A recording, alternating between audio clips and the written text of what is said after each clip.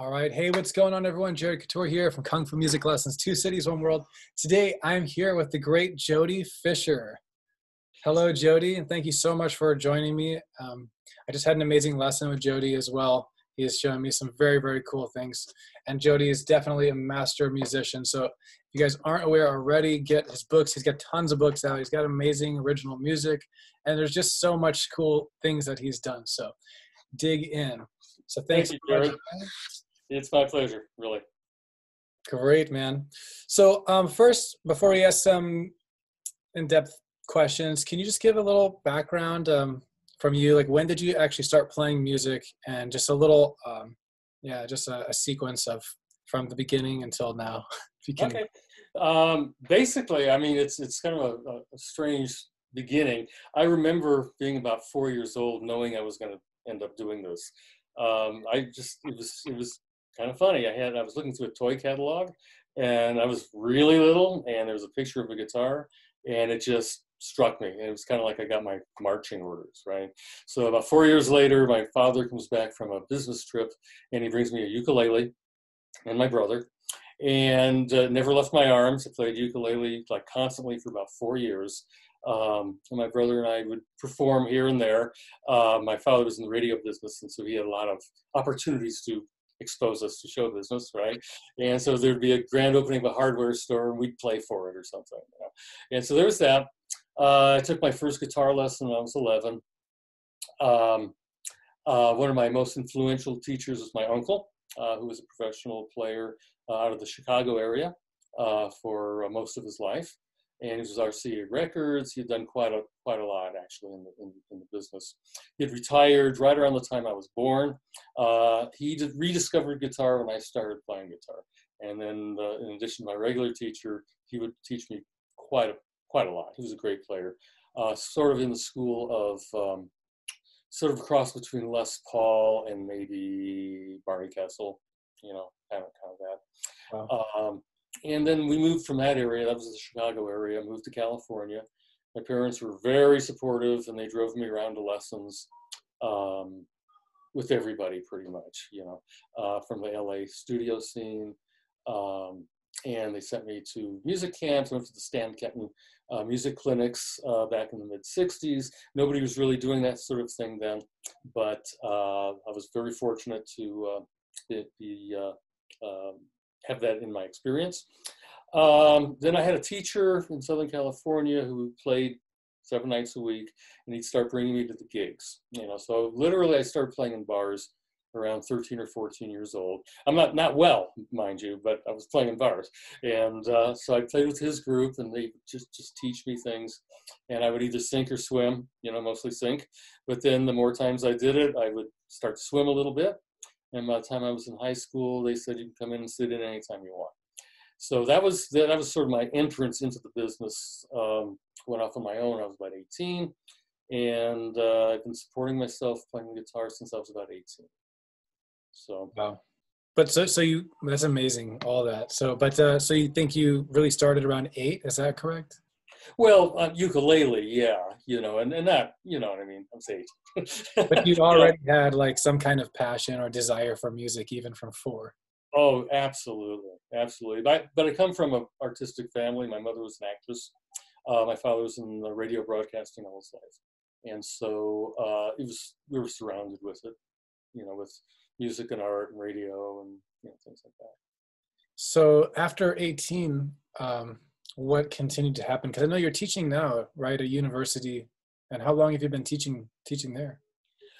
Oh, at the university? Yeah. Well, I teach at two colleges, actually. I teach at the University of Redlands in Redlands, California. And I also see some private students at Riverside Community College, which isn't far, you know. So those are my 2 main teaching gigs these days, okay? But I started teaching when I was about 16 because I got my driver's license, you know, and I got a car, and my dad goes, well, now you got to pay for this thing, right? So he said, you have to get a job. And in his mind, he's thinking of like working at a gas station, a grocery store, something like that. So I walked into this music store, and there was an elderly couple that ran this little music store. I said, I'm a guitar teacher, I'm looking for a job. And they said, well, we have a nice young man here who's teaching, but if he ever leaves, we'll call you, give us your number. So, and this kid was also the other teacher was also college or high school or something. And so the next day I come home from school, and my mom said, these people from Musicland called, and they said, call them right back. So I called him back.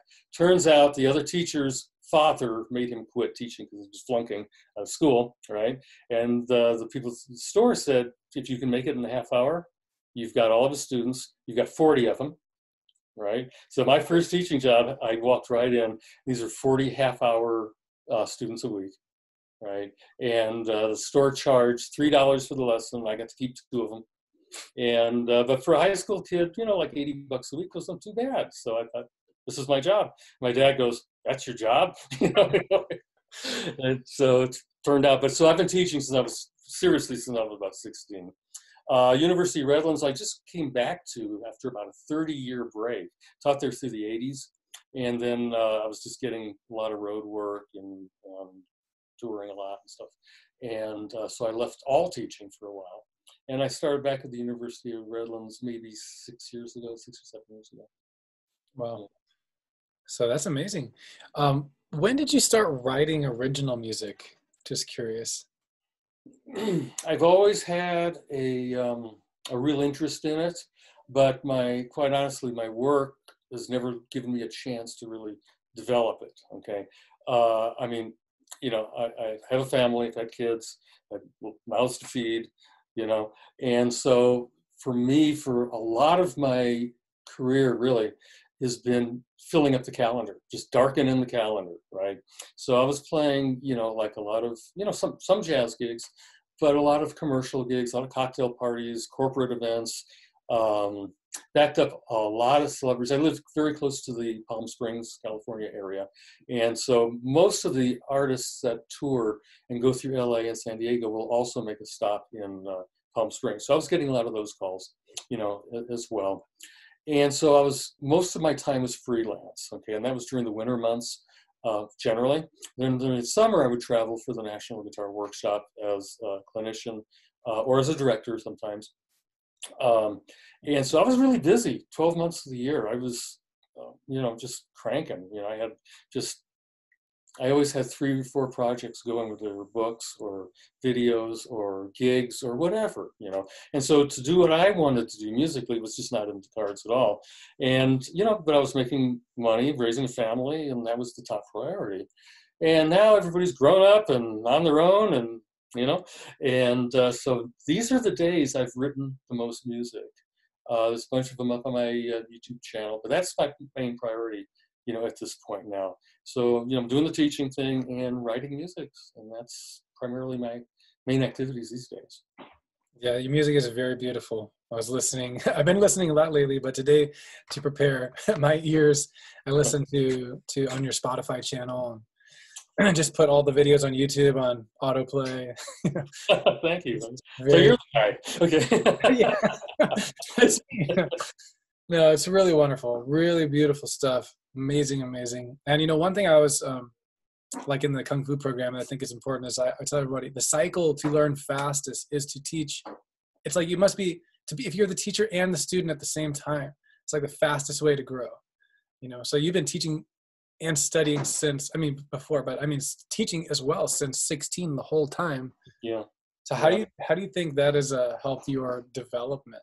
Oh, well, I learn a lot more from my students than they learn from me. I mean, really by far. It's kind of a cliche, but it's so true. It's so true. Can you share anything specific that sticks out that you could remember? Like, okay, that was a cool moment with this student, or It's not no, I don't think it'd be that specific. It's more like they'll ask a question which shows me that they're looking at the topic from a different angle that I never considered before. It's more like that, Or if there's a topic that and you have to explain it 5 different ways to 5 different people, okay? It really cements that knowledge in yourself, as well. And I think, a lot of us, practice alone, and we study alone, and we do all of this. And so, your music can become fairly one-dimensional that way, And so I kind of look to my students to look at these things from a different perspective, And you have to teach every student completely differently. When I first started, I'd have these methods I would make, and try to squish everybody through the method, right? And it just doesn't work that way. You have to treat everybody as an individual, and focus on their strengths. You can work on the weaknesses too, but focus on the strengths. And sometimes that will elevate the weaknesses all by itself. Yeah. So yeah, I mean, I'm a player first. I've always been a player first. The IRS will tell you that. Okay? But I love teaching equally, quite honestly. It's a different dynamic. You can walk out of a gig and go, wow, what a crummy gig, right? But you walk out of a lesson, and it's kind of like, it's almost always fulfilling. Yeah. That's really cool. Yeah, one thing I think is so important for any teacher to be aware of is that the least there's this might be too scientific, but I'm just saying that not scientific really, but the different learning methods, right? You have like kinesthetic learners, you have audio or visual, you have audio, and I think teaching music is a good practice to, like you just said, like understand the individual, but really see that we really have to cater to all those ways. And as a teacher, you have to be able to explain things from all those perspectives. Absolutely. Creates an interesting challenge. Yeah. But yeah, like you said too, you don't have to think in that way, just getting to know the person or however they work. But I also want to ask you in terms of teaching, you've released a lot of educational materials, and you were talking about this before, but can you talk a little about that? Like you said, you were working with, was it Alfred, right? Alfred Publishing is the main publisher I've worked with through the years. There's been others. I've worked for Mel Bay and Center Stream and a few others, but by far the lion's share of work has been with Alfred.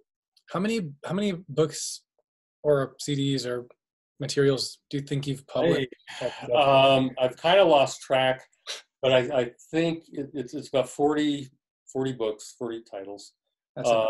I've done about, I don't know, 8 or 10 full-length videos, hour-long videos. I've done almost a couple hundred short snippet videos, instructional things, for a company that doesn't exist anymore, unfortunately. But there's still a lot of them out there, So between, videos, short and long, and books, there's a lot of product out there. There's a lot. There's a lot, that's for sure. And I was telling you, of course, guys, we've been working with the Rhythm Encyclopedia that Jody has, which is very cool. He's explaining some things, so I would definitely recommend getting that. But also from your perspective, what are some of your favorite books that you've published, or maybe books that you would highly recommend? I'm sure all of them, but oh boy, I'm a little more comfortable telling you about books that are important to me that I didn't write. Okay. Please share. But I can give you a survey of some of my stuff. But as far as I think some of the most valuable books ever written for guitarists, I obviously have to say Ted Green's books, most specifically Modern Chord Progressions, Volume 1. All those other books are really good, but I think every guitar player should have that one. I think Mick Goodrick's book, The Advancing Guitarist, maybe one of the best guitar books ever written, period. I have this book. It's very cool. It's just really great. It's got a great vibe, and he lets you kind of engineer your own course, and he just makes suggestions, and then you carry the ball from there. And I think that's a good book. Another great book is George Van Eps's first book, Modern Chord Progression, which I think came out around 1936, something like that. And I think that's a really important guitar book, as well. So as my books, it depends what you want, because there've been, a number of different avenues we've traveled down with Alfred Publishing in terms of what to write. I have some books that are actually encyclopedias, and they're not really good method books, but they're good for looking up things. There's a mode encyclopedia and a jazz lick encyclopedia and the rhythm guitar encyclopedia, like what you were mentioning. Then I have other just general jazz methods. For chord melody, there's one called Jody Fisher's Jazz Guitar Chord Melody Method. There's that. I have one called the Total Jazz Guitarist, and that encompasses more improvisational things as well as chordal, studies as well. It just depends what you want, to be honest with you. I wrote one book called I Used to Play Guitar, which is for adults that used to play guitar, and now they're coming back to it later in life. So it's kind of a brush up, kind of book. So there's been a lot of topics in a lot of different areas, almost all having to do with jazz guitar. Yeah, thank you for sharing all of those. Yeah, I definitely get some of those books, everyone. I'm already excited to get some myself from hearing that. But one thing I definitely want to ask about is you were talking to me before about how the importance of practice, or maybe different approaches to practicing or methods. And I want to ask you about this. What do you think, like what are must-dos, or just in general, whatever you want to say about this topic? But I want to also include that, the whole idea of Kung Fu music lessons is about becoming a true music master. So in terms of true mastery, what do you suggest to be working on to stay on that route, and included with whatever you think about practice, that you recommend? Well, the word mastery is pretty huge, okay? Yeah. And I'm not sure I would use that word myself, okay? Because to me, it's more about becoming than getting there. You know what I mean? Not do we really ever get there? I'm not sure. I'm not sure I'll ever get there, but I enjoy the process of getting there, And so for jazz guitar students especially, I would divide everything up into 5 main areas, okay? There's like single note playing and improvisation. There's harmony and chord vocabulary, There's technique, there's reading, and by far the most important is repertoire development. Okay, tunes are the main thing. Okay, so there's a lot of people out there that think, well, I'll get my chops together, I'll get my theory together, then I'll start learning tunes, and that's completely backwards. Your tunes, the songs you're working on, are the vehicles to learn your theory. Your vehicle to get your chops together. Theory really doesn't tell you how to play. It kind of more explains what you just finished playing. Right? Okay, so the idea is to learn a lot of tunes and get better that way. If you run into obstacles or how do I negotiate this chord change, that's the time to crack the theory books, right? And if there's something you can't play at tempo, work on your chops. But let the tunes you're playing dictate the things that you're really working on. Now that said, I don't think it's a good idea to work on all 5 things a day at all. I never work on more than 1 or 2 topics on any practice session, okay? What do you practice? It depends on your stage of life, I think. If you're doing the freelance thing, and you're playing with a country band one night and a high society band the other night and a rock trio the next night, okay, practice for your gig. That's what you should be practicing for. That's where you're going to be heard, and that's also where your next gig is going to come from. Right? So in order to keep the momentum going, that has to happen.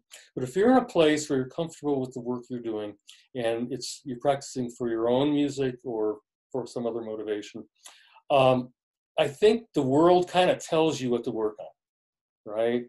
If you were hired as a sideman the night before and every time a minor 7 flat 5 chord, came up, you played the same lick. And that's kind of like the universe telling you need more ideas for half diminished chords. Right?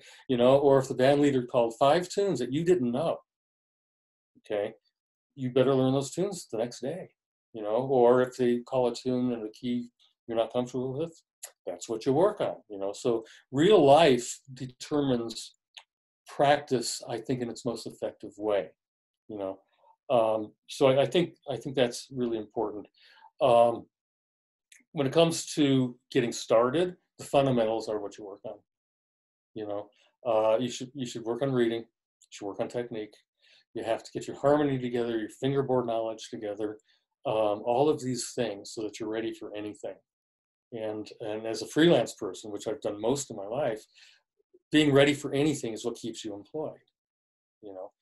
If you're not dependent on money, or you don't play for a living, but you play as a serious avocation, then you have the luxury to work on whatever you want, whenever you want, because your money is coming from someplace else, right? But if you're a full-timer and you're playing for a living, practice for the gig, and make sure nothing's going to come your way that you can't handle. As far as how long to practice, that's different for all of us. Sometimes, I basically practice all day. If I'm home, I take my guitar out in the morning, and most of my day is spent practicing. And it's always been that way.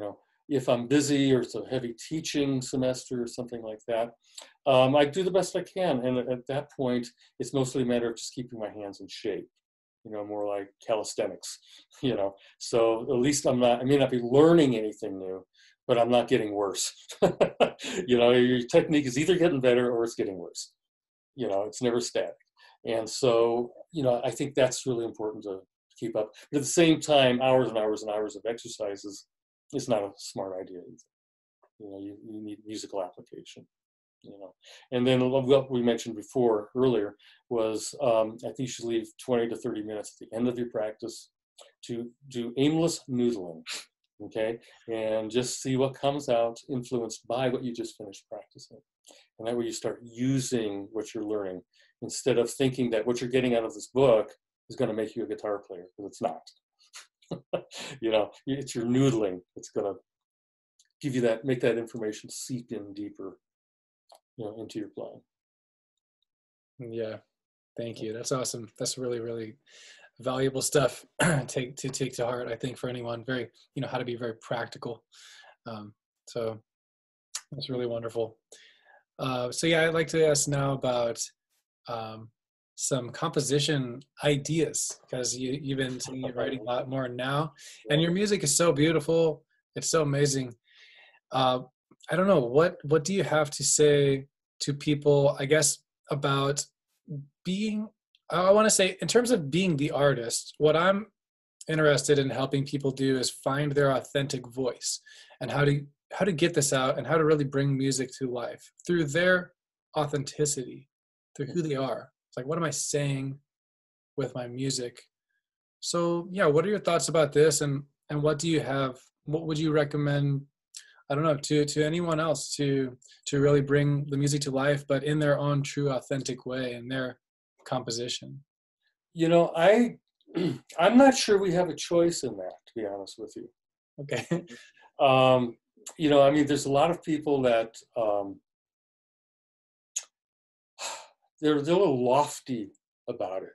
You know what I mean? I see this beautiful sunset, and then all these musical ideas pour out of my head, or into my head, and I don't think that's the way it really works. I know a lot of people like that, and they don't write a lot. They don't produce a lot. I'm much more practical about it. If I'm writing something for myself to play or to record, the elements of music themselves is all the inspiration that I need. Okay, it can be an interval, right? Just two notes, right? It could be a chord. It could be a chord progression. It might be like a rhythmic motif of some kind, right? And that might begin the process, but it's not lofty at all. It's moving pieces around. Okay, I think the most important thing is to show up at the page every single day. Okay, and write, and just sit down and write. Don't worry about the quality either. That's the other thing. Okay, the surprising thing about this, it's about quantity, not quality. Okay, so if you sit down and write every day for a month, and you write 30 tunes, okay, out of those 32, maybe 2 of them will be decent, but you're not going to find those 2 until you've done the 30. You know what I'm saying? Okay, now these are not totally original ideas with me. I'm influenced by a lot of authors and, other people in different forms of art, quite honestly, But I think I think the main work is showing up, sit down and write. And it may be junk, and save it. The other thing too is, if you've written 8 bars, name it. Give it a title, okay, because it makes it real. you know, and it's a real song. You may not like it, or maybe junk, but it's a real song, right? And it makes you feel like, yeah, I'm producing. Okay, so I think just sit down and get the work done, and the world will decide if it's any good, right? I mean, nobody's ever sat down to write a masterpiece. I mean, other people decide it's a masterpiece. You don't, right? So it's just a matter of putting it out there, and then letting go of it. Okay. Now that's when you're writing music for yourself. Now, I've also had to write a lot of music for other people and for my books, you know, and videos and things like this. And you don't have the luxury of, you know, really working it out. It's kind of like, okay, I got to knock out 5 pages for this book today. And one of those pages is an original song to exemplify a particular concept I'm trying to explain, right? Well, okay, so you write the song and you kind of go, man, I could make this a whole lot better, but the deadline's coming. Turn the page, keep going. Just keep going. Unless it's really awful, you know. But I mean, if it's, you know, when do you know the song's done? You really don't. You know, when does the artist know the picture is done, the painting is done? You really don't. You know, you decide to end it. And I think for commercial purposes, that skill, writing on demand, is a really important thing to do, to have in your repertoire of writing. When you're writing for yourself, it's a little different story, you know. But again, it's not about loftiness, it's about sweat. You know, I mean, I love and hate writing. Okay, I mean, I love it when it's done, you know, but boy, the process is painful. It hurts, you know. that's kind of where I'm at with that, you know. That's awesome. Just sit down and do it, and don't think about it, talk about it. Or judge yourself, which is also basically what you mentioned. Well, judging yourself in terms of value, yeah, I agree with that. But you do have to make decisions in your writing. You know what I mean? This chord or this chord. You know what I mean? And you kind of have to commit, you know. Mm. And the good thing, though, is for every mistake in judgment you make like that, you've probably learned a whole lot. And so that's the thing. You know, I'm not looking for perfection. It's that's impossible. So you do the best you can and you put it out there. And if it has some flaws, and I don't mean in the performance, I'm talking about the writing. Okay, performance, I don't think people should put anything out there with mistakes. Okay, I mean, you get on Facebook, you know, and you know, here's my rendition of such and such, and sorry about the bloopers. Well, why would you ever upload that? I don't know. I don't get that. You know? So as far as performance, it should be as perfect as possible. You know, but the writing, it's a little different. It's kind of like making pottery. You know, I mean, if you buy a piece of pottery, there's something wrong with it. There's some flaw in it somewhere, right? Because a human being made it. They're never perfect, you know. And I think the same thing is true in music. I think it's a human being writing this, and it's an expression of that person in the moments that he wrote it, you know. And then when he's playing it, it's an expression of that moment, you know. But just do the best you can and put it out there, you know. That's the main thing. That's nice. Yes, thank you. All right, so I have one final question. So I gotta take over baby duties. Okay. But I'm so happy. Done that. Yeah. But just the last to sum things up, I wish I had more time, but everything you've said has already been so valuable, really. So I'm so appreciative. But one last question is, if you have any advice for, you know, anyone who has the bug like you had at 4, you know, anyone who's been with the music bug, who knows they're going to play their whole life. I don't know, what kind of things would you have to say to them to keep them going in the right direction? Well, it's a very different world now than it was when I started. I mean, you know, when I started and growing up years, I mean, you could find a gig fairly easily, and it was going to last 2 weeks to a month, right? And during that time, you look for your next gig. And so it was very possible, very viable way to make a living, playing every night of the week, right? These days, it's nothing like that at all. You know, I mean, even pre-quarantine, you know, I mean, it's those gigs just don't exist, you know. And so I think these days, and I certainly don't have the answer, but it seems to me that you need multiple streams to keep yourself in business in music now, you know. I mean, you're going to play. You're going to teach. Maybe you might write some magazine articles, some books, make some videos. Maybe you're going to be in 14 bands. I would say make sure you can do a solo gig. Okay, I can't tell you how many times through all these decades, the economy goes up and it goes down. If you play solo, you'll still work. And I think and it also makes your chops really strong. I think that's a valuable thing. So I think to diversify, and if you love to play in groups, get in as many groups as you can. If you're married to a particular style, realize that you're probably going to have to play a lot of styles. If you plan to do this for a living. But it's tough. I mean, I don't see where people are paying any more now than they did in the 1970s, in terms of restaurants and clubs. And that's pretty pathetic. I mean, that's crazy. So, these days it's mostly about teaching for most of us, I think. And I happen to like it, so that worked out, But if I think, there was a famous guitar player named Tony Rizzi. A lot of the LA guys who watch this will know who he was. And he gave me a bit of advice once, a long time ago. I was in my 20s. He goes, I know you want to play, I know you want to get out there and gig. He says, but concentrate on your teaching, because your reputation actually spreads faster that way. Right? How many people go to a club every night? Hardly anybody. Okay, but if you have a kid who has guitar lessons, and then they tell their friends and their parents, and they show up at your gigs, and teaching seems to spread the word a little faster than just playing in clubs every night. So that's what I would kind of advise, is just diversify and do the best you can. But it's not easy. It's a tough business. Cool. I think that's a lot of great advice. Absolutely. So thank you so much, Jody. I'm going to have to exit here. But guys, everybody who's listening, make sure to check all of Jody's stuff, check his YouTube channel. Are you available for lessons too?